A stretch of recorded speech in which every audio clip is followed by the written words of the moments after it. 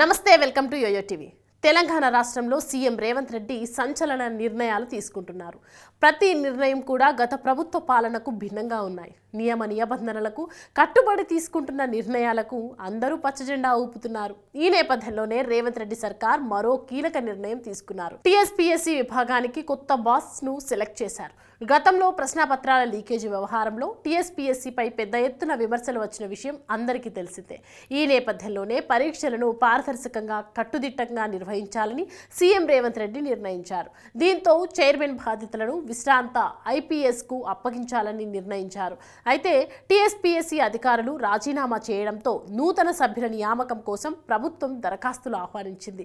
Chairman పదవి కోసం 50 మంది, సభ్యుల కోసం 321 మంది దరఖాస్తు చేసుకున్నట్టు తెలుస్తోంది। అయితే విదేశీ పర్యటన నుంచి వచ్చిన వెంటనే రేవంత్ టీఎస్పీఎస్సీ నియామకాలపైన సమీక్ష చేశారు। రాష్ట్ర ప్రభుత్వ ప్రధాన కార్యదర్శి ఏ శాంతికుమారి, న్యాయశాఖ కార్యదర్శి తిరుపతి, సాధారణ పరిపాలన శాఖ కార్యదర్శి నిర్మలతో కూడిన స్క్రీనింగ్ కమిటీ సోమవారం రోజున సచివాలయంలో సమావేశమై దరఖాస్తులను పరిశీలించింది।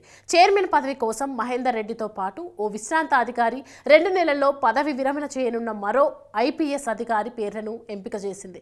వీరిలో మహేందర్ రెడ్డి ఒక్కరే తెలంగాణకు చెందిన వారు కావడంతో ఆయన నియామకానికి మొగ్గు చూపించింది।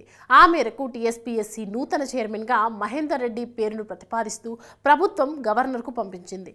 తాజాగా మహేందర్ రెడ్డి ప్రతిపాదనను గవర్నర్ తమిళిసై ఆమోదించారు। దీంతో నూతన టీఎస్పీఎస్సీ చైర్మన్ మహేందర్ రెడ్డి త్వరలో బాధ్యతలు చేపట్టనున్నారు।